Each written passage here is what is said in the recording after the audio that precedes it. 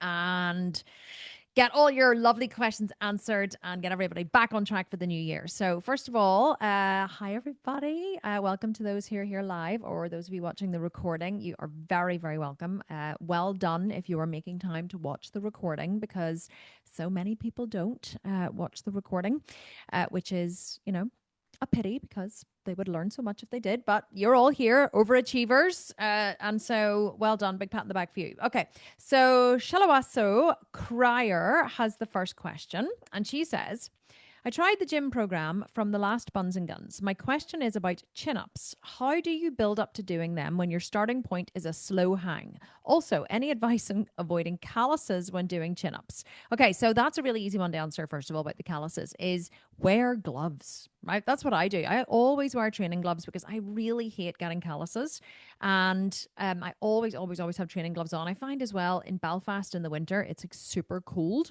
And so the dumbbells are actually really cold on your hands, especially depending on what they're made of. Actually, they can be like really flipping cold. So always wear gloves whenever you train. And another really good tip for pull ups is to wear Cobra grips. So whenever I do pull ups, I always wear Cobra grips because your grip strength will often give out way before your back strength does, especially if you're quite heavy. So you always want to wear Cobra grips if you can, and that's going to help to, really secure you onto the bar and make you feel, like you can achieve anything basically. So basically what you do for a pull up, and the other thing I would say is, sorry, the easiest pull ups to master to begin with are close grip pull ups. So ones where your hands are about shoulder distance apart and your knuckles are facing each other. This is a difficult pull up, and this is a wide grip is an even more difficult pull up because that requires an enormous amount of strength to pull your body up from that angle. So close grip pull ups are the easiest ones to master. Reverse grip are really tough because they're really hard on the biceps. So close grip ones are the easiest ones to master. Always start with those because they are definitely going to be easiest. So how do you get around to doing a full pull up? Well, honestly, if you can, wrap a band or a couple of bands around the bar. So that's a really easy way to make sure that that you have a bit of resistance. So the heavier band that you use, the more resistance there's going to be, the easier it's going to be for you. So what I do is I loop the band around the bar and then I tuck it in around the loop. So, you loop it around, tuck it in and right in the middle and then pull it down really, really, really hard and step your foot onto it on the floor. So if they're long looped resistance bands, you should be able to pull that down really far, step your foot onto it. Or if you're standing on a bench, that's totally fine too. If you're not jumping up, then you stand on the bench, you put your foot into the loop. You can even use two bands if you want and put, double the band if you like and put one foot in, or you can put in 2 feet if you want, completely up to you. And then you simply grab hold of the bar and you jump up to hold and then you lower yourself down and you see, can you pull yourself back up? So you can get resistance bands that are really strong. You can get one that's like 50 kilograms. I have one in the studio here, which is like really thick. It's about this wide and it's gray and it weighs, and it has a directional pull of 50 kilograms, which is like 100 and I want to say about 120 pounds, I think. So if you use that kind of band, let me tell you, you're definitely going to be able to do a pull up. So that is the easiest way. Now, let's say you don't have any resistance bands. Well, then what you're going to do is you're going to work on the negative. So for pull ups, you would simply stand up quite tall and you would jump up and you would hold yourself as long as you can and then you would lower down as slowly as you possibly can. Then step up on your bench, jump up, hold on again, and then lower yourself down as slowly as you possibly can. So rather than focusing on, say, 10 pull ups, you'll be focusing on 10 negatives. And that's going to build just as much strength as pulling yourself up. And then one day, after doing this consistently, you will get to the bottom and then you'll be able to maybe pull yourself halfway up and you'll be like, yay. And then one day you'll be able to pull yourself all the way up. Don't forget as well that the heavier you are, the harder it's going to be to do a pull up. So whenever I weighed more than I weigh now, I stood on the scale this morning at 62 kilos. So I don't even know what that is in pounds. Sorry, multiply it by 2.2. It's about 140, 150 pounds. So whenever I was heavier, whenever I was 70 kilos, which was a lot heavier, it was harder for me to do pull-ups. I could still do them clearly because I'm strong, but it was a lot harder. Now that I'm lighter, I'm actually finding pull-ups a lot easier. So the more body fat you lose, the easier the pull-ups are going to be. So you have to remember that as well. Okay, next question from the lovely Elizabeth Yates. She says, I've bought nearly all your programs, but I finally feel like I will complete one. I was following the menopause shred, and you said no rice, no pasta, no bread. It is allowed in this shred. I'm post-menopause with extra belly and butt. Should I follow the no rice pasta or follow the meal plans? Great question, Elizabeth. It is one that comes up a lot, but I'm more than happy to answer it. Oh God, I nearly dropped my phone. More than happy to answer it as many times as necessary to convey the information. So let me just talk to you a little bit about calories and macros and why I used to recommend that and then why I kind of changed. So whenever I first started teaching what I call the menopause principles, and the menopause principles are no white starchy carbs. So nothing that is white, was white, or could be white. So as your carbohydrates, you focus on beans, lentils, legumes, and cruciferous vegetables. A lot of people think that beans and lentils are sources of protein, and while they have protein, they are mainly sources of carbs. So I many years ago switched to that way of eating because it really suited my body, it suited my goals, and it meant that I didn't have to count calories. And that's the key distinction here.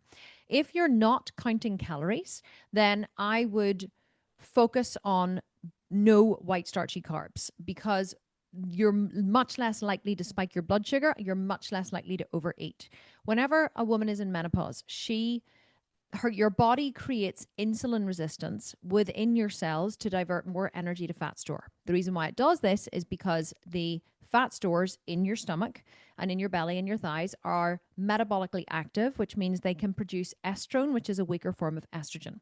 Your body wants to create more estrogen in menopause, so it diverts energy away from your muscles and into your fat stores to create more belly fat, to create more estrone. That's why women get the middle age spread. So if you are spiking your blood sugar by eating white starchy carbs, such as, rice, pasta, even brown rice, brown pasta, quinoa, all those kinds of things. If you're spiking your blood sugar by eating those kinds of things, what's usually happening then is your blood is getting a flood of glucose. The blood then, your body wants to store that glucose as quickly as possible. So it starts pumping out insulin to try to store the glucose to lower your blood sugar. And if your muscles don't have a huge requirement, or your tissues, your cells don't have a huge requirement for glucose at that time, the body just quickly diverts the extra glucose to fat stores to store. So in menopause, because you already have insulin resistance, the body is going to try to store more of that as fat. Now, here's the difference, or here's the distinction. When you're counting calories, the principles don't matter. So why do they not matter? Because if you're counting calories and you're eating in a calorie deficit, even if your body is insulin resistant and diverts part of what you're eating to fat store rather than accepting it into the muscle cells, if you're in a calorie deficit, the demand that you have for energy will be greater than the food that you're eating. So the energy you're providing will be less than the demand that you are creating. So let's say you're doing 30 minutes of cardio, 30 minutes of strength training every day, and you have, you're building muscle, your metabolism's roaring along. Let's say your energy requirement for that day is 1,600 calories, but you are only eating 1,500 calories. Well, you are eating in a deficit of 100 calories. Those 100 calories have to be found from somewhere. So what your body will do is it will break down body fat, and it will convert the body fat into triglycerides, transport it through the bloodstream to the tissues for energy, and it will utilize the energy from fat store. So even if your body does create insulin resistance in menopause, which it does, then, and that energy is stored as fat, the body will break back down the fat cells and store it and bring it back through the blood as energy. So the energy balance is complete. So that's why the white starchy carb principle, the menopause principles, don't really count when you're counting calories. You can basically eat anything when you're counting calories. But if you're not counting calories and you're eating more for lifestyle, then I always recommend that women in menopause avoid white starchy carbs where they can. Eat beans, lentils, cruciferous vegetables, and legumes. Sweet potato, pumpkin, that kind of stuff is also fine. But you just want to make sure that you're prioritizing those foods so that you're not accidentally storing more body fat, that you're not measuring, because you're not measuring your calories in order to create the calorie imbalance to burn the body fat back off again. And so, sorry, I think my internet flickered there. I don't know why. It always seems to at this time of day. So that's why the menopause principles don't count whenever you are counting calories and whenever you are doing a a shred such as, Butt Camp 4 or Butt Camp 3, it doesn't matter as much because you're eating in a calorie deficit. You're doing lots of cardio, lots of training, because that's another question we get asked all the time as well. Women always say, I think 1,500 calories is going to be too much for me. But they're not taking into account the fact that you're doing 30 minutes of intense cardio a day and 30 minutes of intense training per day. And the workouts in Butt Camp 3 and 4 are not easy. Like you will, in Butt Camp 4, we even stepped it up another notch. Like the metabolic burn is massive. And so you are burning a lot of calories through your workouts as well as through the meal plans. So you don't want to drop your calories too low in the meal plans too quickly, because not only will you be starving, but pretty soon you'll run out of juice, right? You'll run out of energy, you'll run out of juice, you'll run out of willpower about, 4 weeks in, and you will fail. So you want to make this a long, slow ramp. You don't want to drop your calories too quickly. You don't want to make this any harder than it's going to be. I know everyone's always excited at the start of a challenge and they're always like, oh, it's 8 weeks. It's going to be amazing. I'm going to really change. And you're all excited because all you see are the benefits and the upsides and none of the work, right? We call it uninformed optimism in the company. So there's this, it's not my concept. It's a concept I read years ago in a book called, something about 8 weeks to productivity or something. And they talked about the emotional cycle of change. And in the emotional cycle of change, they described these different levels, which I have taught ever since because I thought they were amazing. The first one is uninformed optimism. That's when you download the program, you buy the program, you see the program, you haven't started yet, you're excited, you're like, oh my God, I'm going to get such good results. This is going to be so awesome, because all you perceive are the benefits, right? You've got none of the downsides yet. You've got none of the, showing up when it's hard, getting out of bed at 4 a.m., none of the calorie deprivation, none of the hunger. You're not missing chocolate. You're well fed, well rested, totally optimistic about what you're going to get, right? Uninformed optimism. So then the next stage you move into in the emotional cycle of change is informed pessimism. So informed pessimism is where you're kind of like 2 to 3 weeks in, maybe even 1 week in, can happen a lot sooner. And suddenly you are a little more informed about just how bloody hard this body sculpting journey actually is, right? And yeah, Kim is fun and Amy's fun, and it's actually not that bad training every day because the workouts are kind of fun even though they're hard, whatever. But getting yourself out of bed in the morning to show up and do your workouts is bloody tough. And on top of that, you're fucking starving, right? You're starving all the time. You're like, you're just hungry and you don't have any of your access to your normal little snacks that you would have, or, otherwise you comfort yourself a little glass of wine or whatever it is, maybe it's a chocolate mocha latte, right? With extra whipped cream, however it is that you comfort yourself. You don't have all those options anymore. So now you have informed pessimism. It's like, I have a lot of data. I'm very informed as to how the program, is hard. And I'm kind of now just feeling not quite so optimistic. In fact, I'm feeling quite pessimistic because this is just tough, right? All you're seeing are the downsides and very little of the benefits. The third stage that you move into in the emotional cycle of change is called the valley of despair. The valley of despair is a really shitty place. Let me tell you, it's hard, it's tough, it's long, it's backbreaking. It's like, this is where you get to the point where you are literally in the doldrums. You are hungry. You are tired. You are pissed off. You are snapping at your family. You miss your life. You miss your wine. You miss your pizza. You miss your nights out with your friends. You don't want to get up and do another goddamn bloody workout. You are just done, right? Zero benefits perceived. You can't remember why you started this program in the first place. You can't even remember what you were going for. You're questioning your life choices. Is it even worth being thin? Is thin and fit actually worth it if this is what you have to go through? This is called the valley of despair. When you get to the valley of despair, what most people do when they get there is they get back out, right? They go, it's not worth it. They see the chocolate cake, they eat it, they fall off the wagon, they crash the car, they get a puncture and they slash the other 3 tires. They climb right back out. They have a great big indulgence. They have all of the things that they've been missing. And then they go, oh, I feel really bad. I shouldn't have done that. I should have just kept going. Oh, I feel really awful about myself. I can never fix anything. I can never keep going. So they go, I know what is needed. Another sculpted vegan program. So Kim advertises her next shred and everybody goes, yay, this time I'm going to succeed, right? And you go right back to the start of the cycle again. Uninformed optimism. Oh my God, this program looks amazing. It looks fantastic. It looks wonderful. Look at all these new workouts. This looks so exciting. New meal plans. It's amazing, right? Everyone gets really excited. They're like, oh, they're right back into Uninformed optimism again. And let me tell you, uninformed optimism is a beautiful, wonderful, blissful place. It is the place where opportunities open up and everything you've ever wanted in your life is possible, and you're full of possibilities, and you're well fed and well rested. And so you go right back into uninformed optimism, and then you move through the stage of informed pessimism, and then you hit the valley of despair. And what do most people do?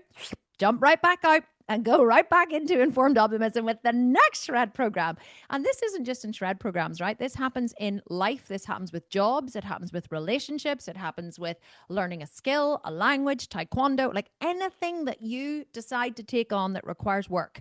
You will go through this cycle. Even when you start a new job, you will go through this cycle. Everybody hits the valley of despair at some point. But here is what happens if you keep going through the valley of despair. If you just commit to getting up, showing up, pressing the magic button, getting it done, just the alarm goes off and you drag your sorry ass out of bed. You build coping mechanisms. 5, 4, 3, 2, 1, go. You get up, you do it, you get it done. If you keep going through the valley of despair, the next stage is equally as beautiful as the uninformed optimism stage. And that is informed optimism. Okay, so we went through informed pessimism into the valley of despair. Now we go into informed optimism. What is informed optimism? Well, you came through the valley of despair. Yes, you see the benefits again. It was really hard, but it's kind of getting easier now. It's like, training every day and getting up and doing the work becomes who you are and what you do. It's, you see the benefits and you feel how you feel at the end of the workouts. And that's the thing that you think about rather than the hardship of getting the workouts done. Meal prepping becomes easier. It used to take you 4 hours and your kitchen looked like a bomb had gone off in it. Now you can kind of whip it together in an hour and a half. You know how much time and effort it saves you during the week. Everything becomes easier because you settle into it. And you begin to feel optimistic again about the future. You see your goals. You see your body. You see what you were going for. You can see the light at the end of the tunnel. You have the information, you have the data on how hard it is, but it stops being just quite so hard and you begin to be able to see the end of your journey. And after informed optimism comes success and fulfillment. Success and fulfillment is where you've reached the stage where you've got the body, you've reached your dream body or whatever that is for you, or you've reached your health markers or whatever your goals were that you were going for. You got there, you did it, you reached the end. It could even just be the end of an 8-week cycle. You get to the end of one of the challenges, you reach success and fulfillment. Wasn't perfect. You definitely fell off the wagon. You might have cheated a few times. You missed a few workouts potentially. Doesn't matter. You got to the end and you start to feel amazing about yourself again, because not only can you see more options and you're optimistic for the future, but you have the data that you can show up and do hard things. And that is the emotional cycle of change that people go through in every single program. So I want you to know that in this program, in any of our shred programs or anything that you're doing, whether you're doing a shred, whether you're doing a competition, whether you're in the app and you're just working through one of the programs in the app, every single person in every single journey goes through that emotional cycle of change. There is nobody gets off scot-free, not one single person. Your emotional cycle of change just might be a bit longer. You might be like, okay, I never really reached that in the last 8-week competition. But that doesn't matter. It just doesn't matter. At some point you won't reach it, or maybe you won't go quite down so hard, but everybody goes through the emotional cycle of change. And I always think that knowing about the emotional cycle of change is actually one of the best parts, because once you know about it, you can say, oh, this is why I'm feeling the way I'm feeling, because I'm in the valley of despair, right? You know you're in the valley of despair, and you know that the only way to get through the valley of despair is to keep going. And so, you lean on us for support and we help you and we get you through the other side. But if you get there, please know that's all that it is. You're not broken. You're not damaged.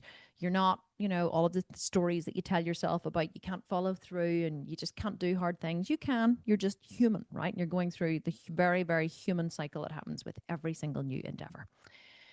I don't know why I started talking about the emotional cycle of change, but there you are. You got a whole entire Kim narrative on a question that was completely unrelated.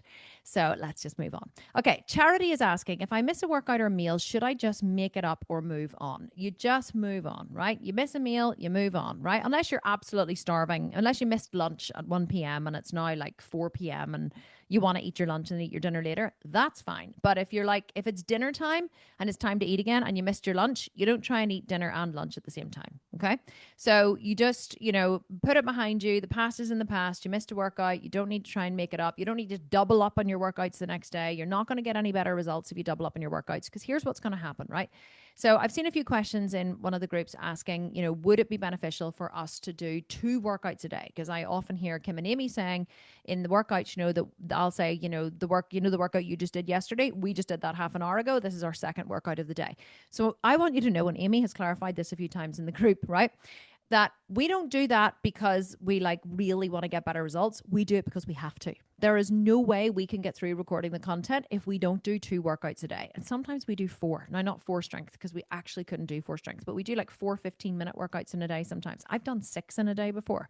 So, but whenever we do 2 workouts, I'm not lifting to my full lifting potential. I'm not lifting to my full capacity. I'm always holding something back. I'm lifting lighter weights. I'm nowhere near lifting what I'm capable of in leg work or in back work or any of that. And I've actually been worried about losing muscle, I have to be honest, because whenever we were doing that insane recording schedule for the last 3 months, I wasn't lifting anywhere near the weights that I can lift because there's no way I physically could. And sometimes I made the mistake and I was like, sometimes what I would have done is I would have, done a workout and it would have been like, yeah, okay, I'm feeling motivated, I'm feeling pumped today. And I would have looked at the weights and gone, I'm just going to do that heavier dumbbell for the rows. I really want to work on my back. I don't want to compromise. And so I'll go with the heavier weights. And then at the end of it, I'm like, oh my God, I have to do another workout now. And I'm absolutely toast. And I do another workout. And then afterwards I'm destroyed. I can't think properly. Then I have to run the company. I have to plan. I have to, do all the organization, all the mental work that it takes to run the company, and I'm just completely destroyed. So what happens whenever you do too much exercise is these are not cardiovascular workouts. They do work the cardiovascular system. The cardio obviously is cardiovascular. The weight training is designed to be done as heavy as you possibly can. So you want to aim to hit failure at whatever level you're working to, whether that's level 1, level 2, or level 3. If you're doing the new butt camp, you'll be doing the different levels. Whatever level it is that you are choosing to work to, what you want to do is make sure that you are reaching failure at that level. And if you're stopping at level 1, but you're like, you know what, I actually could keep going to level 2 here. I actually had more in the tank, then you should keep going, okay? Because you're not doing 2 or 3 workouts. You're only doing 1 workout a day. You want to give it your max. You want to do your very best. You want to go to failure as much as you can, stimulate the muscles as much as you can, and then leave it behind you. If you know that you're going to do another workout straight afterwards, you will not lift your heaviest weights. You will maybe stop before the timer. You will, leave a little bit behind. We always say that this is a sprint, not a marathon. If it's a marathon, no one would ever start out running a marathon in a full sprint because they would run out of steam pretty quickly.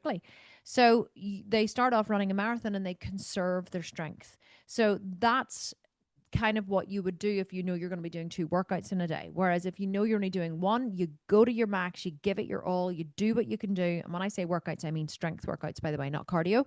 You give it your all, you go to your max, you leave nothing behind, and you don't think about doing a second workout, okay? You want to maximize the workout that you're doing, and as long as you are stimulating the muscles and going to failure, that's enough. That's all you need to do.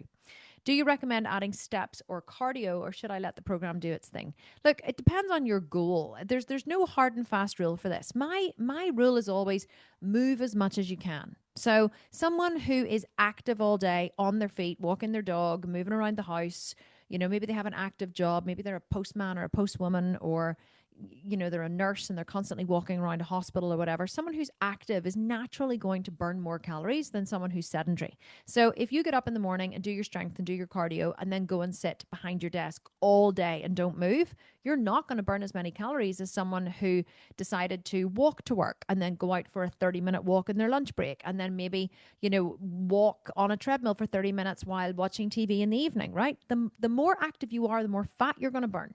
So if your goal is to burn as much fat as possible, try and stay as active as possible. I mean, that's just common sense. Will the program get really good results? Yeah, 100%. Program will get great results, but it'll get better fat loss results if you move more. So you always want to be aimed to be doing, I guess, as much as you can is what I would say. If you feel like super energetic one day and you want to go for a great big, 2-hour hike with your girlfriend and your dogs, 100% you go off and do it. Don't be going, oh no, I can't do that because I have to conserve my strength for the workouts tomorrow. Absolutely not. Get out there, get as active as you possibly can, and you will burn more calories. Okay, what are the top 1 to 2 things I should be most consistent with over these 8 weeks to see the biggest glute and body composition changes? I always say the biggest change will come from following the meal plan. So, where past contestants have fallen down in competitions is they haven't followed the meal plan. We've had so many winners of past competitions have said that they did competitions in the past and they didn't follow the meal plan, thinking, well, you know what, there's a lot of exercise in here, that's going to be give me good enough results. Or they kind of do the meal plan half-heartedly or 50%, and they just don't get the results. And then whenever they did the next competition and they followed the meal plan to the letter, they got absolutely phenomenal results. So the hardest thing for people is usually meal planning. Now, if that's not the hardest thing for you, maybe the hardest thing for you is exercising, then 100% you want to prioritize that. But a really good tip for anyone is, what's the thing you hate doing the most? Is it cardio? Is it meal planning? Is it training? What is the thing you hate the most? Do that first. Prioritize that first, because that's the thing that you will put off and put off and put off and not do or suffer about.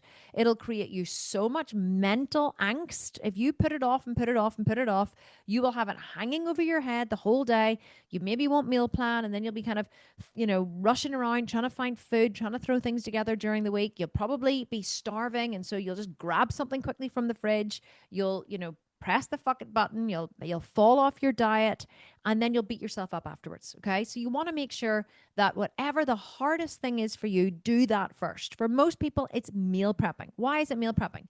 Because it's long, right? It's going to take you in the beginning, I don't know, 2 to 3 hours on a Sunday. If you're a dab hand at it, you could probably whip it out in about an hour and a half if you're like super prepped. But it's usually the hardest thing for people, and they don't want to invest that time on the weekend because, it's the weekend, right? Nobody wants to do it on the weekend. It's like the only time in my life I get free, when I'm free from the doldrums of work and my job and, whatever. Sunday, it's kind of my fun day, right? So I get it. Like, I understand. Nobody wants to get up on a Sunday and fucking meal prep for the week, right? But those who do are the ones during the week who go, oh my God, thank goodness I meal prepped on a Sunday, because I haven't had to think about food all week. It has taken so much pressure off me. It's made it so much easier to get my workouts done.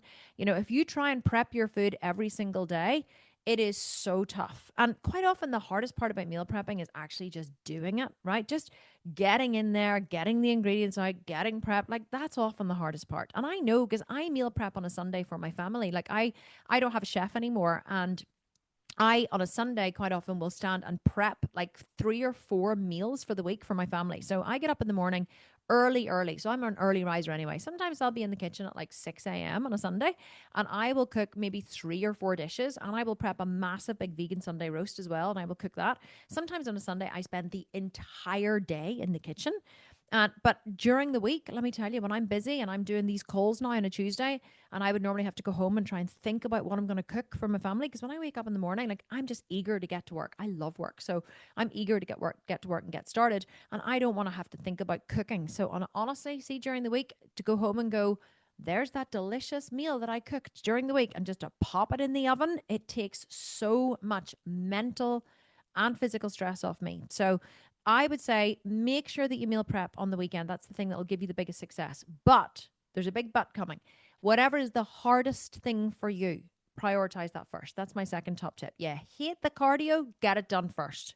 Make it a non-negotiable. Get out of bed, tick it off if you need to, right? Have a little checklist beside your bed where you check it off every day. You get out of bed, do your cardio first. Do it at 6 a.m., 4 a.m. if you have to. Just get it out of the way. You will feel so accomplished if you do that. So whatever's hard, do the hard first. Okay, Barb Gonzalez is saying, I've been eating mindfully, not tracking, but trying to start close to the 1,200 calories. Sorry, stay close, I think she means. Do I go back to 1,500 calories at the start of the challenge? So Barb, yes, go back to 1,500 at the start of the challenge. And I'll tell you why. Because this challenge is completely different to anything else that you've done. And life is cyclical, okay? You're never going to stay. You don't want your life to be that you just stay eating the same thing and the same calories and doing the same workouts day in, day out. Unless that floats your boat, then you rock on and you do that. If that makes you happy, I won't stop you. But these programs, even though this is a short-term shred and it does have cash attached to it and all the rest of it, and everyone's like, oh, I really want to win the prize. I get it, right? I get that the winning is important, but I also want to invite everybody to step outside of the 8 weeks. I want you to step outside of the 8 weeks. And for many of you, you've been doing program after program after program with me. You're not really in it for the cash. Yes, you are. And I know some of you are like, okay, I'm definitely in it for the cash. But, more than anything, you're in it for the long term. Okay. You're in it to transform your body over the long term. This becomes a way of life. It becomes who you are and what you do.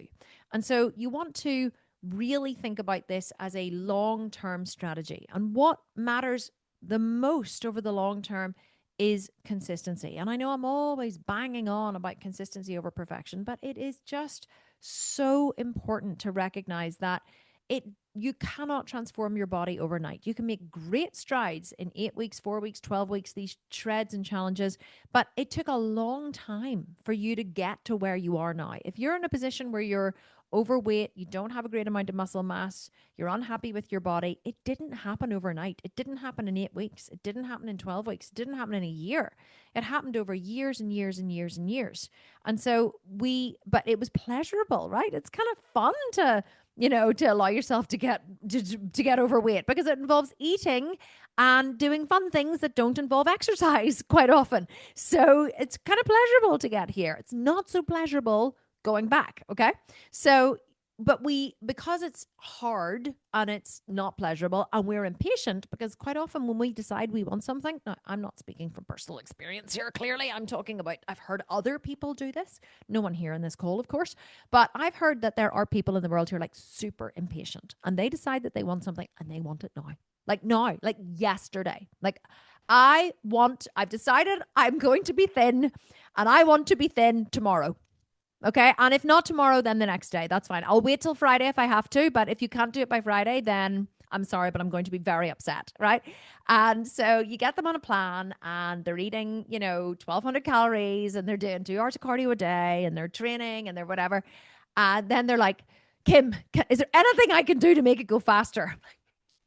No, you can't. Like, you're scientifically, it's impossible for you to force your body to burn fat faster than it can burn it, right? There's always things you can do. You can take fat burners, you could go on GLPs, you could, increase your cardio, whatever. But like, at what price? Because if you think about it, really the most uncomfortable part about not being where you want to be is the feeling of impatience. We're impatient and it's uncomfortable for us to recognize that we aren't where we want to be, because when we decide we want to be somewhere, we want it now, yesterday, if possible. And if not, tomorrow is fine, but I'm not waiting any longer than tomorrow. And so I get it. Like I have to battle this every day of my life, in business, in bodybuilding, in every aspect of my life. Do you know how painfully slow it is to run a business, to build a business? Like, I'm creating Be Sculpted at the minute. And I have literally spent the last 2 days holed up here in my office. I haven't trained. I haven't exercised. I haven't done anything. I get up in the morning, I open my computer, and I am planning the structure, the workouts, the business model, what we're adding, what we're not, like the branding, I'm building a worldwide team again to bring this entire concept of this new app that we're launching hopefully at the end of March together. And I want it yesterday. Like, I want it to be finished. I want it to be done. But it's the complexity of it is insane in what I'm building. And it's a frustratingly long process. But one of the things I've realized is I can't make it go any faster. There's only so many hours in a day. There's only one of me, and I have other responsibilities as well. So you just have to show up every day, do as much as you can, give it your best shot. And at the end of the day, be happy that you did what you could do that day. And tomorrow's another day. And you get up the next day and you do the same thing again. And you get up the next day and you do the same thing again. As long as you know you're giving it your all, as long as you know you're doing your best, as long as you know that you showed up, you did the cardio, you did the training, you tracked your macros and calories, there's really nothing more you can do. But the reason we get upset is because we want to control the process. Really, we're all control freaks at heart. That's it. We just want to control the process. We want to be in control of the speed with which it happens. And usually most of us are pretty goddamn resourceful. Like if we put our mind to something and decide we want it, well, we could normally make it happen, right? We're women. We make shit happen, right? We grow babies in our bodies. And we can make systems happen, make things work, get shit done, right? Far better than the men. We really can. But the reason why men rule the world, I hate to tell you, what part of the reason is that they are much more patient and they are more committed to the long term, and women are much more impatient. Many of you have heard me talk about this before, but loads of you are new, so I'll tell you again. And I'm sorry if this offends anyone. It's not meant to, but I always laugh. My coach always laughs and says, Do you know why terrorist organizations exist in the world? Like, think about like terrorist organizations that do terrible, terrible things. But you know the only sole reason that they exist is because they're run by men. And not because men are more evil than women, but because men can show up consistently for a long time. Can you imagine if terrorist organizations were run by women? So here's how it would go. Two women would get together and they would say, we're going to start a terrorist organization and we're going to blow up this country. And they would, tell other women, and they would say, come to this meeting. And all these other women who really didn't like this particular country and wanted to blow it up would come to the meeting. Yeah, we're gonna blow up this country, right? We're gonna start this terrorist organization. And they would all come to the first meeting and they'd be like, really? Yeah. And then they'd be like, okay, so we're all gonna meet again next Tuesday. And the woman would be like, yeah. And someone would be like, well, hang on, Tuesday? No, Tuesday doesn't work for me because I have to take the kids to basketball. And someone else would be like, but Tuesday, like on Tuesdays we have Taco Tuesday and I normally have to shop in the morning. And someone else would be like, I just didn't feel like going on Tuesday. Like I was washing my hair. I woke up in the morning. I had period pains. Like I didn't really feel like it. Like my hormones were all over the place. Like women would be all rah, rah, rah when they first showed up. And then slowly, women would start to peter off and not come. Okay. And the terrorist organization would cease to exist because honestly, I love women. I am a woman, but we are flaky. We're flaky. We're flaky. And then we get pissed off when we don't get the results. But the reason we don't get the results that we crave is because we're not willing to stick at things for a very long time and go through the boring, long, mundane process of getting results. Because honestly, the people who get the best results are not the most talented. They are not the smartest. They do not have something that you don't have. They just have the ability to show up and do the boring thing for an astonishingly, inordinately long period of time. And the reason people do not get results in this life is because they give up too soon. That's it. That's the only thing that separates you, who does not have the results she wants, if that's you, from someone who does have the results. Someone who does have the results is pig-headed, dog-headed, I don't know of the words, but stubborn to the point of, I will not give up. And they keep going. But if women don't see results immediately, if they don't get the results that they want, if they don't get the feeling that they thought they would get from the work that they're putting in, they give up and they go and do something else. Because women quite often are chasing a feeling, right? We're filled with emotions and hormones and feelings. And I always say to my husband, no, but hang on, no, I need to know how I will feel when I'm there. Like when I'm making a decision, like we always laugh about it. And he'll be like, but it's great. It has this and this and this and this. Like say we're choosing an Airbnb to go and stay. And he'll be like, but it's functional. It's beside the beach. The weather is good. It has, the perfect amount of cutlery and a coffee machine. And he'll look at all the utilities and go, it is perfect. And I'll go, no, but I need to know but where exactly is it and what street is it on and what kind of people are there? And I'm like, I need to know how I'm going to feel when I'm there. And he's like, oh my God, but I am at least aware of my need to feel a certain way. But so this is the problem. This is why many of us don't get the results that we want, is because we're waiting for a feeling. We're chasing a feeling. And if the feeling doesn't come fast enough, we're dissatisfied because we're monitoring based on our feeling. Does this feel good? Nope, doesn't feel good anymore. Feels hard, don't like it. Thought it was going to feel better, so boom, we change to something else. I'm going to go to something else that feels better. I'm going to go to Anita Herbert's program because that looks really exciting. Or I'm going to go to the Sculpted Something Others program. Or I'm going to go to this. I just pulled Anita Herbert out of my head. She's actually a good friend of mine. I love her. But anyway, or I'm going to go Emily Skye's program, right? Because it looks more fun. It looks like it has the feeling that I'm going after. And so we jump around because we're chasing a feeling because we're not willing to do the boring thing. So I want you to pretend that you're part of a terrorist organization and you can't leave, okay? And if you leave, Kim's going to show up and beat your ass.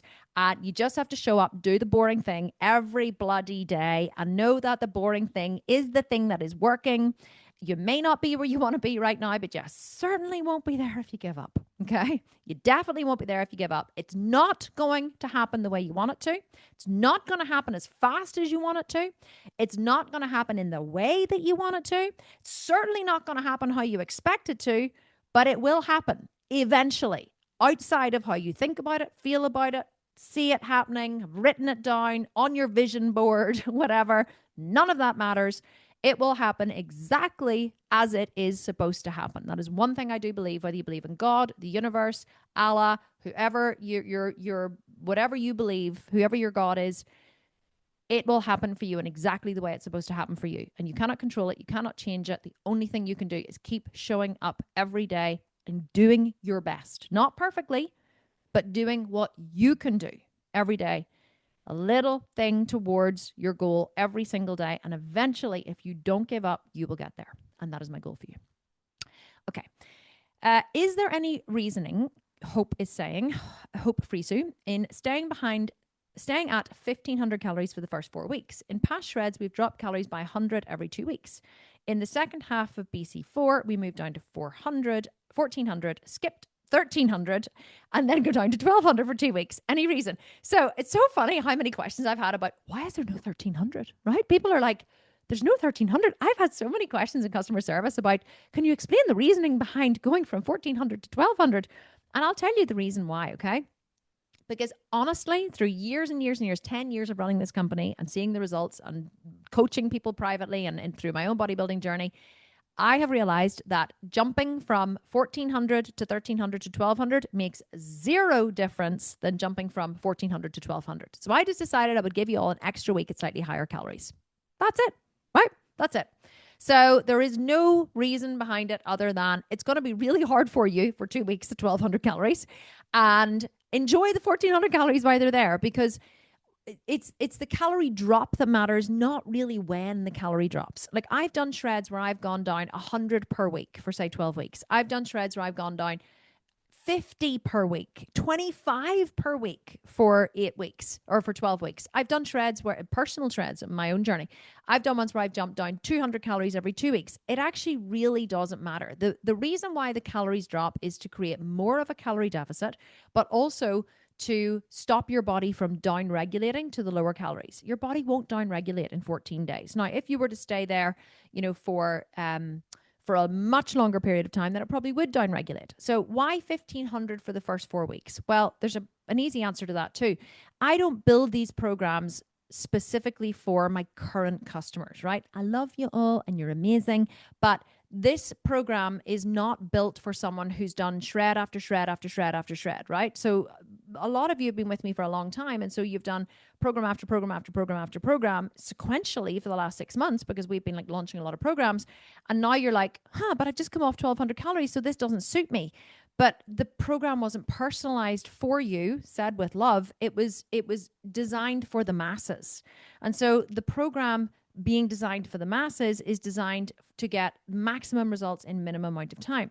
Most people, if they start on 1,500 calories for 4 weeks with 30 minutes of HIIT cardio plus 30 minutes of training, which is pretty goddamn intense, and I apologize for taking the Lord's name in vain if that offends you, but for those of you for those people who are buying the program, who are coming in with having not really trained consistently for a long period of time, not really applied consistent cardio, not really had done consistent training, dropping the calories consistently over a period of time, and introducing that style of cardio and training is going to give phenomenal results. But here's the caveat. I kind of am always thinking of my current customers as well. And this is where I always am like, I want to give the current people what I know they need, but I also need to serve new customers. So those of you who have been on lower calories for a period of time, let's say you've been on 1,200 calories for a period of time, what's going to happen for you is your metabolism is going to massively benefit from going up to the 1,500 calories. And it's not going to do you any damage, because now you're going back into the C word, consistency. You're going back into cardio 6 days a week. Intense metabolically active strength training 5 days a week. So you're going into a very consistent high calorie output, and your body is quite frankly going to shit itself. Okay. It's going to go, holy God, what is she doing? Like 1 or 2 days of this was enough, but like 6? Seriously? So it's your metabolic, your body's going to be like, whoa, let's ramp up the furnace, throw in the coal, burn some fat. Your body's going to go massively into fat burning. So you want to give yourself the best possible. So that's one of the reasons. And so the 1,500 calories, going to finish what I'm saying, 1,500 calories, whenever that is happening, is going to get phenomenal results. But the other thing that you want to do, and I've forgotten, I was going to say, come in my head, I was like, metabolic burn. Oh God, I can't remember what I was going to say. Something about metabolic burn, and it was absolutely brilliant, and I'm sure it'll come back to me.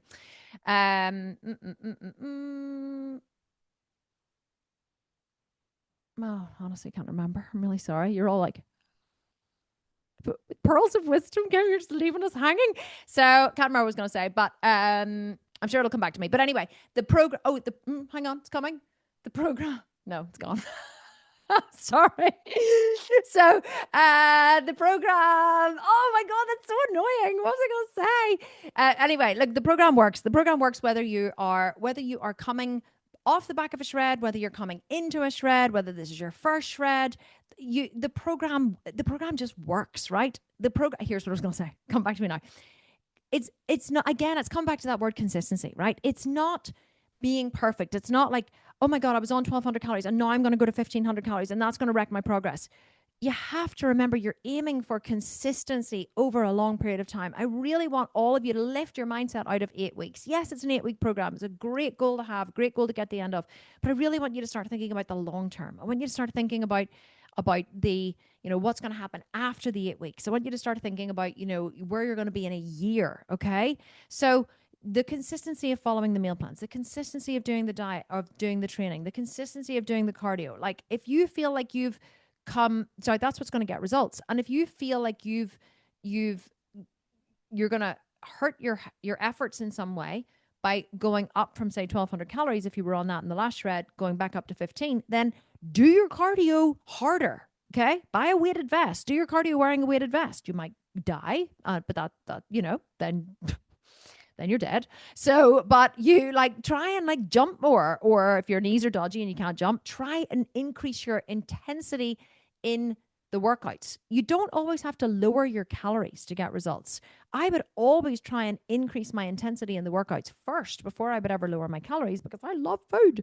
So you want to think about that as well. There's many, many more ways that you can increase your intensity other than just lowering your calories. So please, please, please just trust, follow the meal plan. And here's the other thing. Just see what happens. Just be like, oh, interesting. I was on 1,200 calories during Christmas there, mostly while I was following the holiday shred. Now I'm going to go back up. Now I'm going to be going back up to 1,500 calories. I'm scared I'm going to put on weight. But you know what? Let's see if I do. That's how you get data, is by going, right, well, let's measure. Let's weigh myself if that's your thing. I don't encourage it, but if you want to, go for it. Let's do some measurements. Let's look at, my body fat.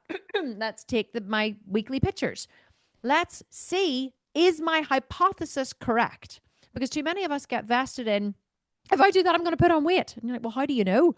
Well, I think I'm going to put on weight. But if that's only a thought in your head, and then you have this thought that you might put on weight, and then you react fearfully to the thought that you might put on weight, and you then act as if it has happened rather than seeing it as a hypothesis. Oh, interesting. If I do this, will I put on weight? Like I was recording all those workouts, like I said, for all of the shred programs. I'm going to start recording for Be Sculpted soon.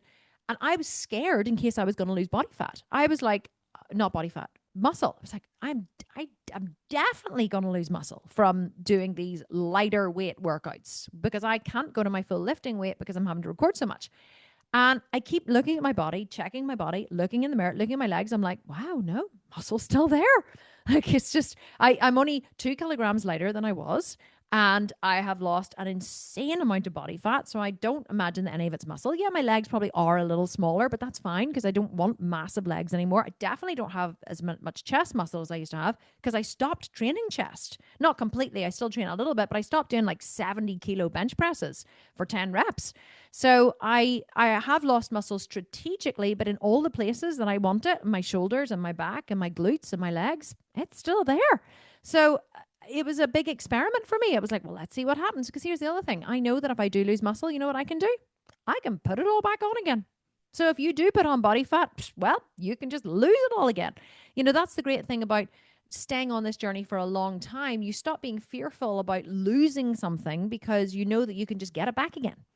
So that's why the long journey of consistency is so important, because it gives you all this data that even if you fall off, you can get back on. Even if you lose muscle, you can build it again. Even if you put on body fat, you can lose it again.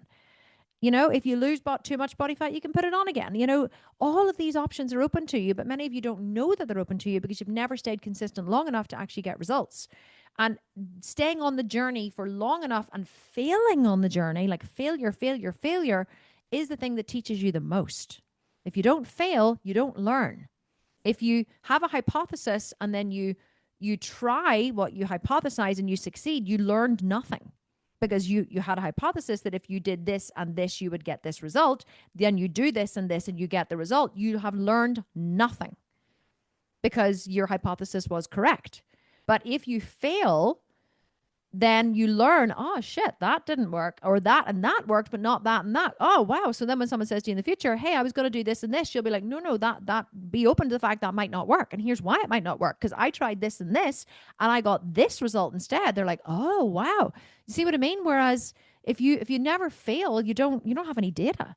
So the more you fail, the more you fall off, the more you don't do what you're supposed to do, the more whatever, the more you try, the more you fail. And the more you fail, the more you learn. And the more you learn, the more likely you are to succeed.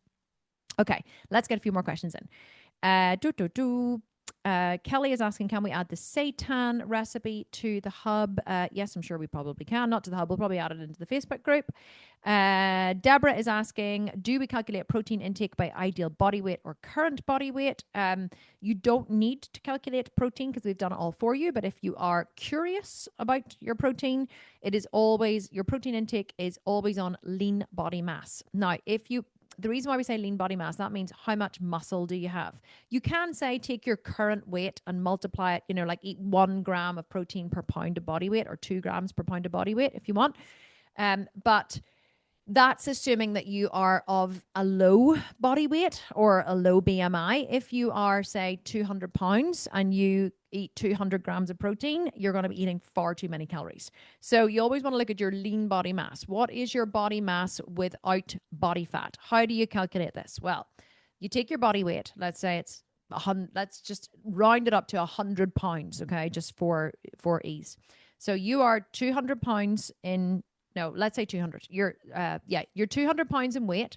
Let's say you're 50% body fat, okay?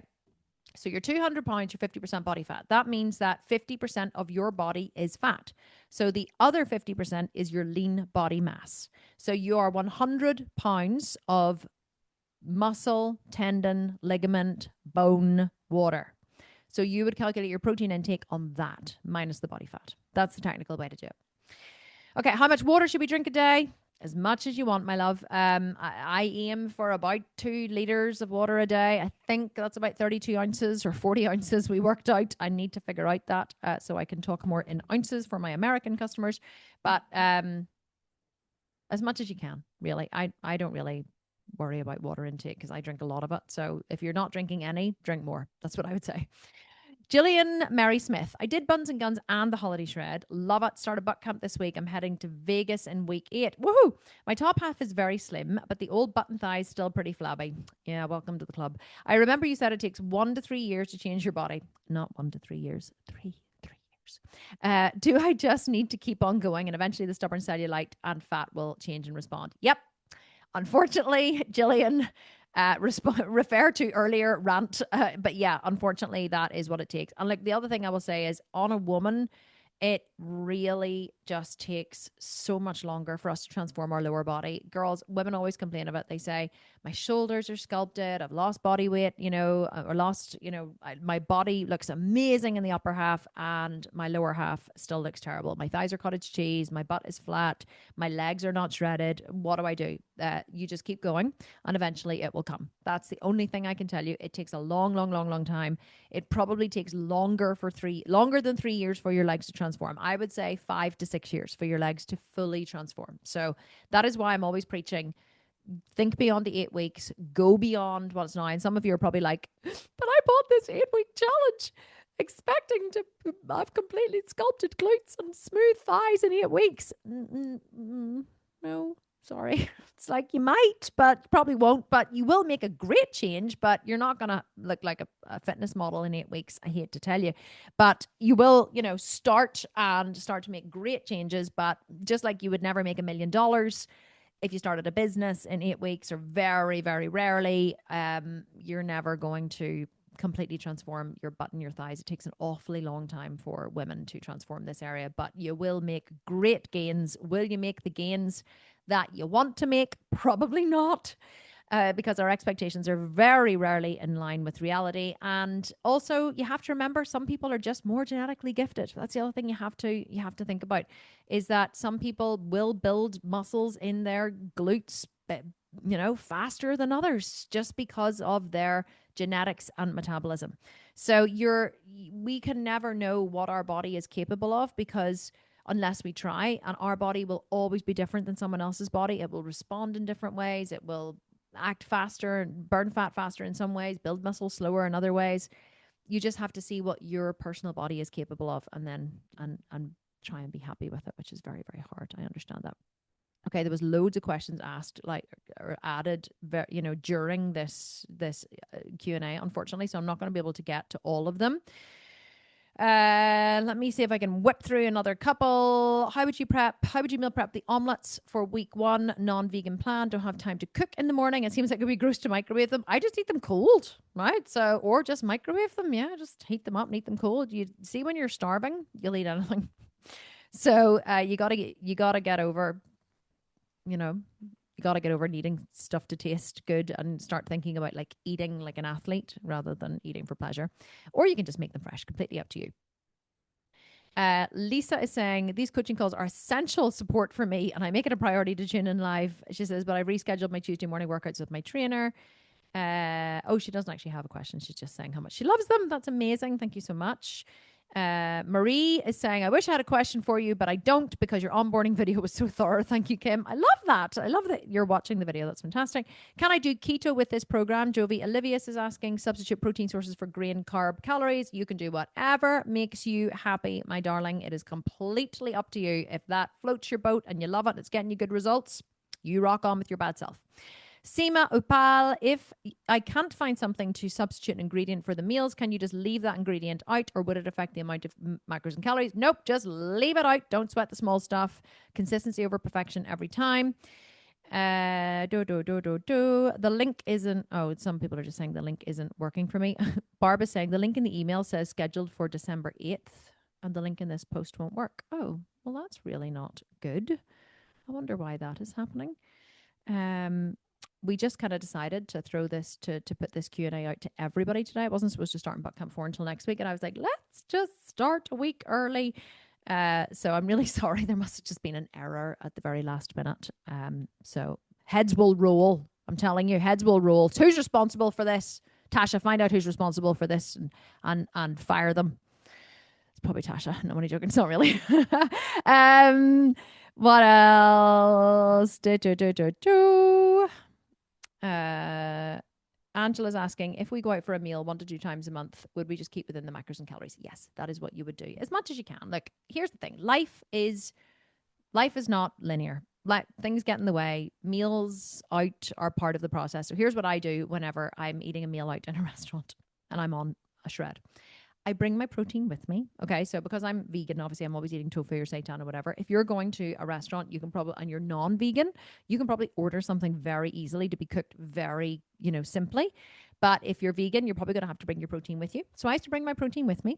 And then I just would have ordered from the side orders. So I would have said, can I have some steamed broccoli or some spinach or whatever they have on the side orders, right? That are green cruciferous vegetables. And I would have just ordered, say, maybe a soup for starter, and then a big salad and some green cruciferous vegetables. And I would have added, then I'd take out my little Tupperware of protein, and all my friends go, oh, no, Kim, no. I'm like, when you look like me, you will do what I do. And so I slap it on my plate and I eat it. So that's the best way to to eat out whenever you are on a shred. You definitely don't want to not eat out. You still want to go drink sparkling water. If you need to bring some like flavored drops and put them in to make you feel like you're having a cocktail, you rock on. And have some herbal tea for your dessert, and just enjoy life with your friends, but stay on plan and do the best that you can do. That is all that I ask. And just remember, it's only 8 weeks. Like, it's only 8 weeks of your life, really. But I'm also a big one for just life is, life is for living, and you gotta do what you gotta do.